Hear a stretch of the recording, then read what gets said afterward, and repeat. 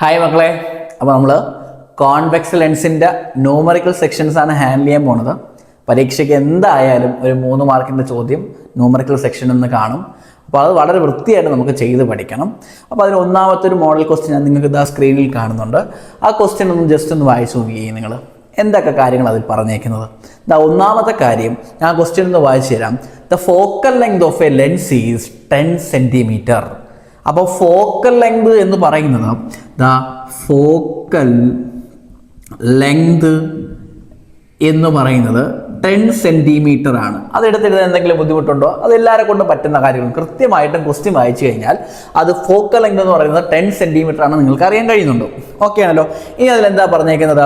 ഒരു ഒബ്ജക്റ്റ് വായിച്ചു നോക്കിക്കേ. ആൻ ഒബ്ജക്റ്റ്, അതായത് ഒബ്ജക്റ്റ് ഡിസ്റ്റൻസ് ഞാൻ കഴിഞ്ഞ ക്ലാസ്സിൽ പറഞ്ഞായിരുന്നു. ഒബ്ജക്റ്റ് ഡിസ്റ്റൻസ് എന്താ? അത് യു ആണ്. യു എന്ന് പറയുന്നത് 15 സെൻറ്റിമീറ്റർ ആണെന്ന് ഞാൻ പറഞ്ഞായിരുന്നു. ക്ലിയർ ആണല്ലോ. അപ്പോൾ 2 കാര്യങ്ങൾ ക്വസ്റ്റ്യനിൽ പറയുന്നുണ്ട്. 2 കാര്യങ്ങൾ ആ ക്വസ്റ്റ്യനിൽ പറഞ്ഞേക്കുന്നത് എന്താ? ഒന്നാമത്തെ കാര്യം അത് ഫോക്കൽ ലെങ്ത് ആണ്. കൃത്യമായിട്ടും ആ ക്വസ്റ്റ്യനിൽ ഫോക്കൽ ലെങ്ത് എന്ന് പറയുന്നത് 10 സെൻറ്റിമീറ്റർ ആണെന്ന് പറയുന്നുണ്ട്.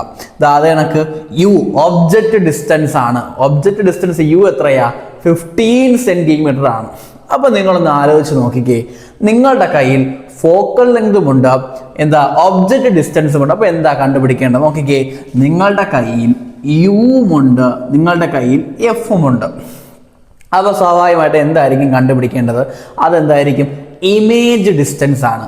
വി ആണ് കണ്ടുപിടിക്കേണ്ടത്. അപ്പോൾ വി കണ്ടുപിടിക്കാനുള്ള ഇക്വേഷൻ ഞാൻ കഴിഞ്ഞ ക്ലാസ്സിലേ പഠിപ്പിച്ചായിരുന്നു. എന്താ വി കണ്ടുപിടിക്കുന്ന ഇക്വേഷൻ? യു ഇൻറ്റു നോക്കിക്കേ, u into f by u plus f ആണെന്നും അറിയാം. അപ്പോൾ ഇത്രയും കാര്യങ്ങൾ വളരെ വ്യക്തമായിട്ട് ആ ക്വസ്റ്റ്യൻ നമുക്ക് എന്ത് ചെയ്യാൻ പറ്റും? എടുത്തെഴുതാൻ കഴിയും. ഒന്നുകൂടെ പറയട്ടെ ആ ക്വസ്റ്റ്യൻ എന്താ ക്വസ്റ്റ്യൻ കൃത്യമായും പറയുന്നുണ്ട്. ഫോക്കൽ ലെങ്ത് എന്ന് പറയുന്നത് 10 സെൻറ്റിമീറ്റർ ആണ്. പിന്നെ ഒബ്ജക്റ്റ് ഡിസ്റ്റൻസ് എന്ന് പറയുന്നത് എന്താ? അത് 15 സെൻറ്റിമീറ്റർ ആണ്. ഇപ്പോഴും സൈനൊന്നും നോക്കേണ്ട കാര്യമില്ല. നമുക്ക് ആ നമ്പേഴ്സും എടുത്ത് എഴുതിയ ശേഷം ഇക്വേഷൻ എല്ലാം എഴുതി കഴിഞ്ഞ് പയ്യെ നമുക്ക് സൈനിലേക്ക് വരാം. അപ്പോൾ ഇത്രയും കാര്യം ക്ലിയർ അല്ലേ? ഇനി അതിൽ കുറച്ച് കാര്യങ്ങളോട് പറയുന്നുണ്ട്. എന്താ കുറച്ച് കാര്യങ്ങളോട് പറയുന്നത്? ഒന്ന് നോക്കിക്കേ. യെസ്, എവിടെയാണ് സ്ക്രീൻ വെക്കേണ്ടത്? ആ ഇമേജ് കിട്ടാൻ എവിടെയാണ് സ്ക്രീൻ വെക്കേണ്ടത്? അപ്പം അവിടെയാ പോയിന്റ് ഇരിക്കുന്നത് മക്കളെടാ. ഒരു ഇമേജ് സ്ക്രീനിൽ കിട്ടുന്നുവെങ്കിൽ, ഒരു ഇമേജ് അത് സ്ക്രീനിൽ കിട്ടുന്നുവെങ്കിൽ അത് കോൺവെക്സ് ലെൻസ് ആണെന്ന് നമ്മൾ പഠിച്ചു വെക്കണം. അപ്പോൾ ഒരു സ്ക്രീനിൽ ഇമേജ് കിട്ടുന്നുവെങ്കിൽ അത് എന്ത് ലെൻസാ? കോൺവെക്സ് ലെൻസ് ആണ്. Very good.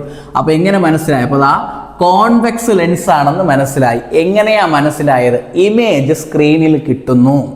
അപ്പം ഏതെങ്കിലും ഒരു ക്വസ്റ്റ്യനിൽ ഇമേജ് സ്ക്രീനിൽ കിട്ടുന്നു എന്ന് സ്റ്റേറ്റ് ചെയ്യുന്നുവെങ്കിൽ അത് ഏത് ലെൻസ് ആയിരിക്കുമോ?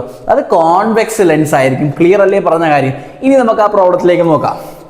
ഓക്കെ, കോൺവെക്സ് ലെൻസ് ആയതുകൊണ്ട് നമുക്കറിയണം, ഒരു കോൺവെക്സ് ലെൻസ് ആണോ ഫോക്കൽ ലെങ്ത് എപ്പോഴും എന്താ? പോസിറ്റീവാ. അതെന്താ പോസിറ്റീവ് കൊടുത്തു. ഇനി നമുക്ക് ഇവിടെ സൈൻ നോക്കേണ്ട ആവശ്യമുണ്ടോ? യു ഞാൻ കഴിഞ്ഞ ക്ലാസ്സിൽ പറഞ്ഞായിരുന്നു, യു എപ്പോഴും അത് ഏത് ലെൻസ് ആയാലും, കോൺവെക്സ് ആയാലും കോൺകേവ് ആയാലും അത് എന്താണ് പിള്ളേരെ? അത് നെഗറ്റീവാണ്. ആ നെഗറ്റീവ് ഇട്ട് കൊടുത്തു. അപ്പോൾ ഈ 2 കാര്യങ്ങളുടെ സൈൻ ഞാൻ നോക്കി. ഇനി എടുത്തങ്ങ് ഇട്ട് കൊടുത്താൽ പോലെ ഇതിലോട്ട് നോക്കാം. ഇങ്ങോട്ട് നോക്കിക്കേ. ഈക്വൽ ടു യുവിന് പകരം -15, യുവിന് പകരം -15. ഇവിടെ ഒരു ഇൻറ്റു കിടപ്പുണ്ട്. ആ ഇൻറ്റു ഞാൻ അതേപോലെ കൊടുക്കുന്നു. എഫ് എത്രയാ? എഫ് +10. എങ്ങനെയാ +10 ആയത്? കോൺവെക്സ് ലെൻസ് ആയതുകൊണ്ട് ഫോക്കൽ ലെങ്ത് എപ്പോഴും എന്താ? പോസിറ്റീവാ. അപ്പോൾ നമുക്ക് +10 ബൈ യു എന്ന് പറയുന്നത് -15 + 10. ഇത്രയും കാര്യങ്ങൾ ക്ലിയർ ആണെന്ന് വിശ്വസിക്കുന്നു. ഇനി അടുത്ത് നോക്കാം, അടുത്ത സ്റ്റെപ്പിലേക്ക് പോവാം. ഇനി എന്താ? സിമ്പിൾ അല്ലേ? 15 × 10, 15 × 10 എത്ര വരും? 150 വരും. പക്ഷേ ഇവിടെ ആരുണ്ട്? ഒരു നെഗറ്റീവ് സൈൻ ഇല്ലേ? ആ നെഗറ്റീവ് സൈൻ ഞാൻ അതേപോലെ കൊടുക്കുന്നു. ബൈ ഇവിടെയാണ് എൻ്റെ കുട്ടികൾ തെറ്റിക്കുന്നത്. എങ്ങനെയാണ് തെറ്റിക്കുന്നത്? കുറച്ച് പേർക്ക് ബേസ് ഇല്ലടേ. അപ്പോൾ നമുക്ക് ആ ബേസിലേക്ക് പോവാം. നോക്കിക്കേ, ഇവിടെ 2 പേരും ഒരേ ചിഹ്നമാണോ? അല്ല, 2 പേരും ഓപ്പോസിറ്റ് സൈനാ. അപ്പോൾ എന്ത് ചെയ്യണം? വലിയ നമ്പറിൽ നിന്നും ചെറിയ നമ്പർ കുറച്ച് വലുതിൻ്റെ ചിഹ്നം. എന്താ? വലിയ നമ്പറിൽ നിന്നും ചെറിയ നമ്പർ കുറച്ച് വലുതിൻ്റെ ചിഹ്നം. നിങ്ങൾ തന്നെ നോക്കിയിട്ട് പറ, ഇവിടെ ആരാ വലിയ നമ്പർ? 15 അല്ലേ? അപ്പോൾ 15ൽ നിന്ന് 10 കുറച്ചു, എത്ര കിട്ടി? 5 കിട്ടിയത്. വലിയ നമ്പറിന്റെ ചിഹ്നം എന്താ? മൈനസാ. ക്ലിയർ ആണോ? അപ്പം -5. മനസ്സിലായെന്ന് വിശ്വസിക്കുന്നു. ഒന്നുകൂടെ ഒന്ന് പറയട്ടാണ്. അതാ ഇങ്ങോട്ട് നോക്കിക്കോ. ഇതാ -15 + 10 എന്ന് വന്നു കഴിഞ്ഞാൽ ഇവിടെ വലിയ നമ്പറിൽ നിന്നും ചെറിയ നമ്പർ കുറച്ച് വലുതിൻ്റെ ചിഹ്നം. വലിയ നമ്പറായ 15ൽ നിന്നും 10 കുറയ്ക്കുമ്പോൾ നിങ്ങൾക്ക് 5 കിട്ടും. ദാ ഇവിടെ ആരാ ഉള്ളത്? നെഗറ്റീവ് കിട്ടും. ഇത്രയേ ഉള്ളൂ കാര്യം. ക്ലിയർ അല്ലേ? അതാ ഈ മൈനസും മുകളിലും താഴെയും മൈനസാണ്. ഡിവിഷൻ വന്നത് കൊണ്ട് ഞാൻ ക്യാൻസൽ ചെയ്തു. ദാ ഇവിടെ നോക്കിക്കേ, നിങ്ങൾക്ക് കിട്ടുന്ന ഉത്തരം 30 സെൻറ്റിമീറ്റർ ആയിരിക്കും. 30 സെൻറ്റിമീറ്റർ ആയിരിക്കും. ക്ലിയർ ആണെന്ന് വിചാരിക്കുന്നു.